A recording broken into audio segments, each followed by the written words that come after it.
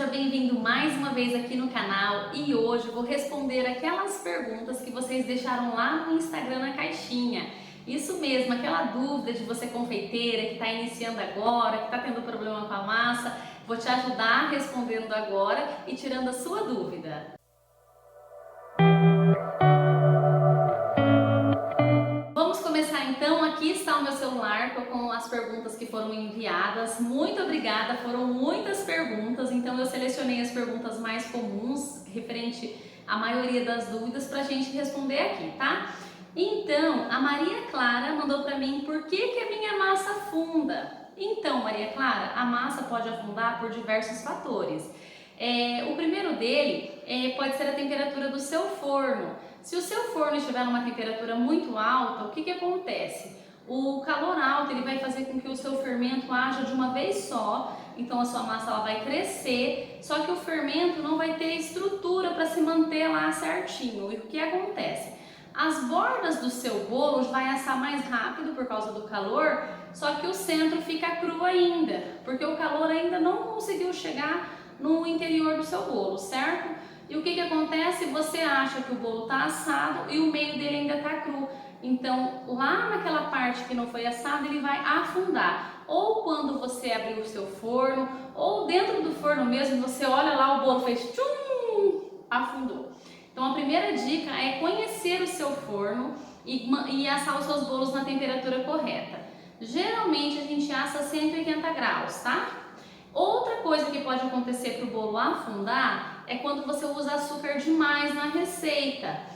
A massa fica bem pesada, o fermento não tem potência, né, para subir, para crescer esse açúcar, e vai acontecer a mesma coisa que aconteceu na outra dúvida que eu respondi, da temperatura. O bolo assa nas laterais e não assa no fundo. E também a terceira coisa que pode acontecer é quando a sua receita não está na proporção correta de farinha, de líquidos. Então, se ela não for uma massa bem estruturada, uma massa na proporção certa, ela também não tem essa estabilidade, pode acontecer de afundar. Agora nós vamos para a pergunta da Kelly Costa. Ela mandou para mim, por que o meu chantilly fica mole na hora de colocar com bico, na hora de confeitar com bico, deve ser. Por que geralmente o chantilly fica mole? O chantilly, gente, ele desestabiliza de ficar parado. Trabalhar com chantilly é super fácil, mas quando você não conhece, você precisa, né, de uma certa prática. Depois que você aprende a trabalhar com ele, você vai embora, mas no comecinho é um pouquinho mais chato. Se eu bater o meu chantilly, não deixar ele no máximo de estabilização que ele chega e vou hidratar, pigmentar e depois coloco na manga, só dele ficar ali ele já vai amolecendo. Quando a gente coloca o chantilly dentro do saco de confeitar para fazer as decorações com bico, a gente coloca e segura com a mão. A nossa mão ela é quente e o calor da nossa mão vai amolecendo esse chantilly na manga. Então a dica que eu te dou, se você tem a mão muito quente, deixa do lado um paninho gelado, uma forminha de gelo para você gelando a sua mão. A segunda dica é não encher muito a manga de confeitar, porque a gente quer colocar todo o chantilly do mundo dentro daquela manga para poder fazer o trabalho de uma vez só, né? Não ter o trabalho de ir enchendo a manga. Então, se acontece de na hora de confeitar ele vai ficar mais molinho, você coloca pouca quantidade de chantilly na sua manga. Assim você vai fazer o trabalho e não vai ficar muito tempo com a sua mão em contato com aquele chantilly, tá? Então essa é a dica que eu te dou. E se você quer saber mais sobre esse chantilly, eu vou deixar aqui um vídeo que eu tenho aqui no canal falando tudo de chantilly. Assista esse vídeo que eu tenho certeza que nunca mais você vai errar o ponto dele. Agora eu vou para a próxima pergunta da Maria Aparecida. Aprendi a fazer bolos pelo YouTube. Devo fazer curso presencial? Então, Maria, eu aprendi a fazer bolo sozinha também, certo? Eu tenho muito orgulho de falar para as pessoas que eu aprendi a fazer sozinha. Porém, o que acontece? Quando a gente aprende sozinha, até a gente acertar, a gente erra demais. Então a gente gasta muito ingrediente, a gente perde muito tempo, a gente quebra muita cara, porque às vezes a receita da internet não dá certo. Então quando você tem a oportunidade de fazer os cursos presenciais ou fazer os cursos em si, você diminui esse caminho de erros, entendeu? Eu, por exemplo, faço bolos há 7 anos, mas eu trabalho com bolos há 3 anos e meio. Então, os outros 3 anos e meio foi de erros.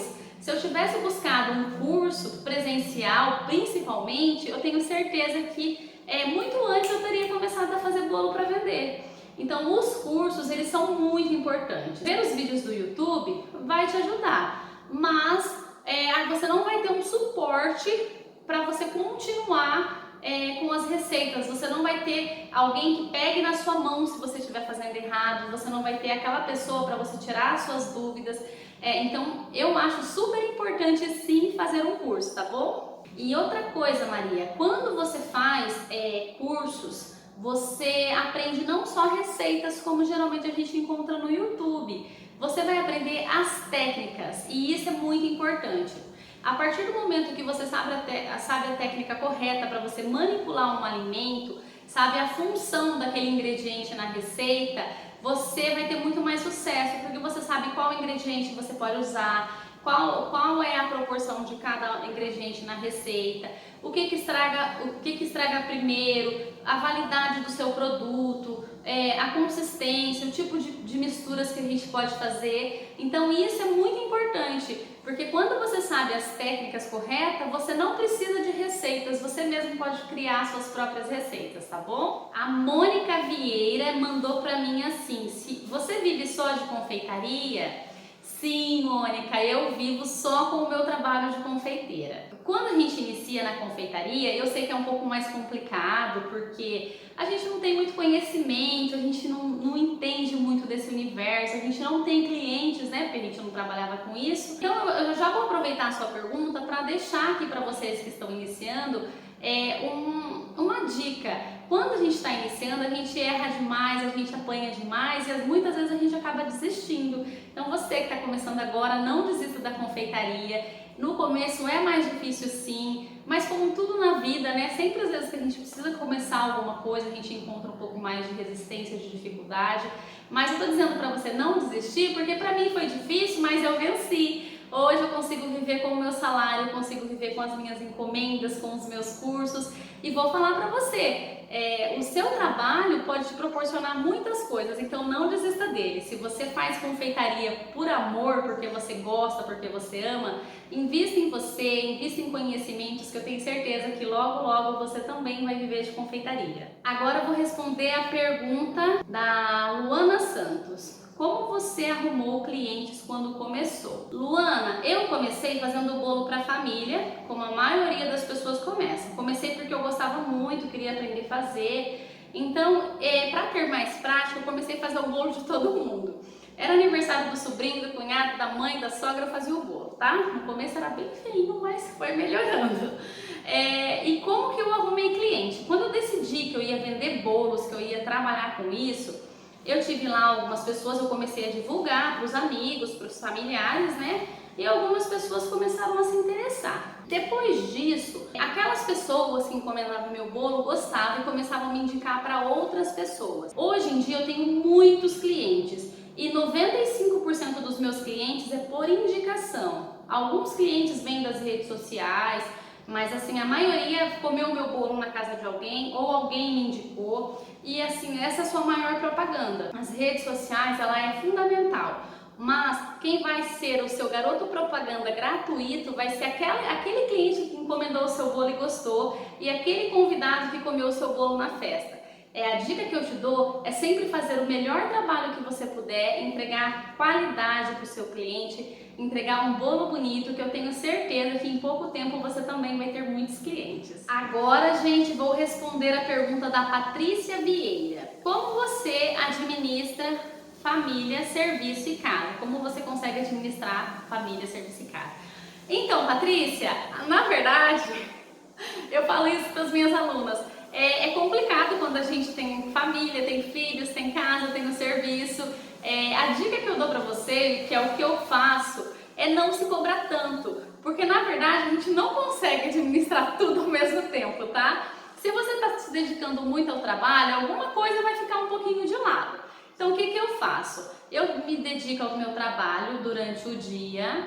Aos finais de semana eu tenho as minhas encomendas, mas eu tiro um tempo maior para ficar com os meus filhos. À noite também me dedico muito para para as crianças, né? O que eu falo para você? Aproveite o tempo que você tem para ficar com os filhos, com o marido, com a família e faça esse tempo ser um tempo de qualidade, faça esse tempo valer a pena. A gente se cobra demais, nós mulheres se cobramos demais por conta disso, porque a gente acha que a gente tem que administrar a casa, tem que administrar os filhos, o trabalho, que tem que ser tudo perfeito. E eu vou te dizer uma coisa, não tem que ser tudo perfeito, porque não fica perfeito.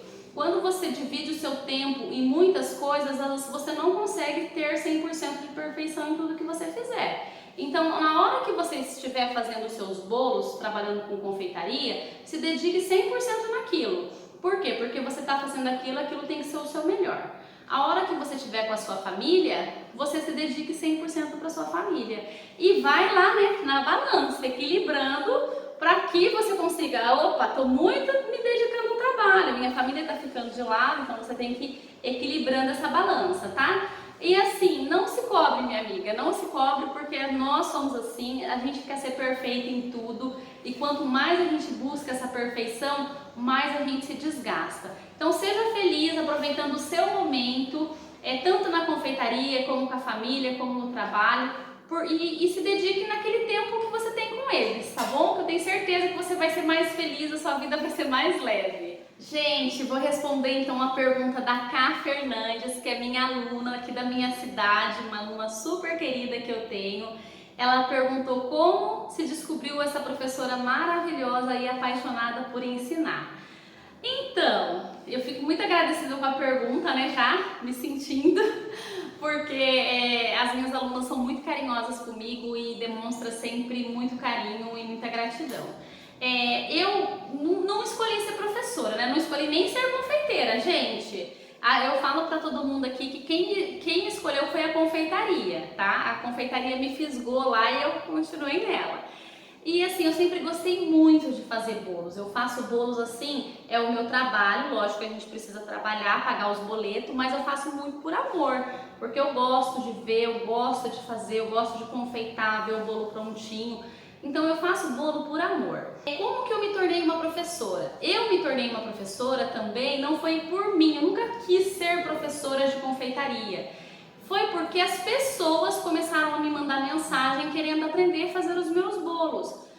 Antes eu não tinha nenhuma estrutura para poder ensinar, eu só tinha a minha cozinha mesmo que eu fazia os meus bolos, e mesmo assim eu recebia muitas mensagens das pessoas dizendo: Laís, seus bolos são bonitos, eu queria muito aprender, nossa, como que você faz esse chantilly lisinho e tudo mais. Então isso foi despertando em mim aquela coisinha, aquela luzinha, faísca, né? Nossa, tem gente querendo aprender a fazer meus bolos, que legal! Quando eu decidi que eu queria então ensinar, eu antes fui fazer um curso de confeitaria profissional.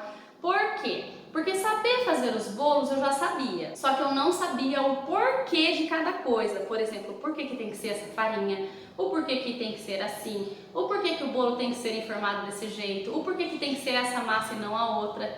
E eu sempre fui muito curiosa. Então, assim, como eu sempre bombardeei os meus professores de perguntas, coitado dos meus professores, eu imaginei que isso também pudesse acontecer comigo, de ter um aluno que quisesse mais informações, além de aprender a fazer o bolo em si. Então eu procurei um curso, eu me formei em confeitaria profissional e aí sim eu aprendi a técnica correta, a função de cada ingrediente e me senti muito mais preparada para dar aula. Daí comecei a dar aula na minha cozinha pequenininha mesmo. Depois de uns 2 meses, 3, eu resolvi aumentar o meu ateliê, preparar, deixar um espaço mais aconchegante, maior, e daí comecei a dar aula. Eu comecei a dar aula esse ano em fevereiro, março do ano passado. Então, assim, hoje eu tenho mais de 65 alunas, eu já dei mais de 100 cursos presenciais num espaço tão curto de tempo.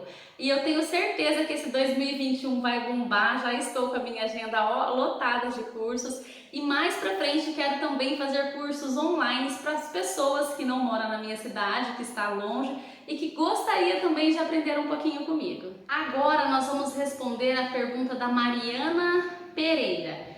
Ela quer saber como ela faz bolo de casamento. Mariana, para se fazer bolo de casamento, bolo de andar, eu imagino que seja esse tipo de bolo que você esteja falando, a gente precisa ter algumas técnicas e um conhecimento um pouquinho maior sobre massas, recheios e estruturas. A massa que você usar, ela tem que ser uma massa estruturada. Você não pode usar, por exemplo, um pão de ló para fazer esse bolo de andar. Um pão de ló é uma massa esponjosa e ele não tem estrutura, tá? Então você escolha bem uma massa bem estruturadinha. Geralmente as massas estruturadas são as massas que contêm mais gordura, como manteiga ou óleo. Recheios, você tem que analisar sobre os recheios, porque os bolos de casamento, bolos de andares, são bolos que ficam expostos por muito tempo. O seu recheio tem que ser um recheio firme e um recheio que não estrague em temperatura ambiente. Frutas frescas nem pensar, tá? Morango então, Deus me livre, não, nunca você coloca num bolo de andar. E mais uma coisa que você precisa saber é sobre estrutura. Você precisa fazer uma estrutura entre um andar e o outro para o bolo não afundar um no outro. Então você vai, faz as suas estruturas, existem várias formas de se fazer. Dá para você fazer com caninhos próprios, com banquinhos. O importante é que tenha essa estrutura. E aproveitando que estou falando desse assunto de bolo de andar, se vocês tiverem dúvidas, se vocês quiserem que eu grave um bolo mostrando como é a forma correta de se montar um bolo de andar, transportar e tudo mais relacionado a esse assunto, deixa aqui nos comentários que daí eu gravo para vocês também aprenderem a forma correta, tá certo? Gente, então obrigada pelas perguntas, foram muitas perguntas, aqui nós selecionamos as principais, a que todo mundo queria saber. Logo terá outras caixinhas de perguntas sobre temas específicos, então se você gostou desse vídeo, já se inscreva aqui no canal, já dá um like aqui, compartilha esse vídeo com a sua amiga confeiteira que eu tenho certeza que ela vai amar. Beijo pra vocês, até o nosso próximo vídeo.